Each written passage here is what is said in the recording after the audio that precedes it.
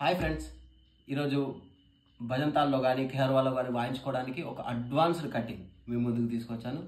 ఇది దయచేసి బిగినర్స్ ఎవరు ట్రై చేయకండి. బిగినర్స్ కొరకు మన ఛానల్లో లెసన్స్ ఉన్నాయి. సో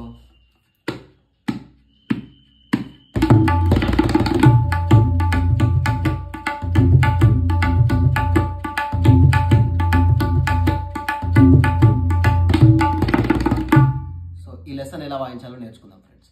కిడ్ ధిన్, సో కిడ్ ధిన్ నా తిర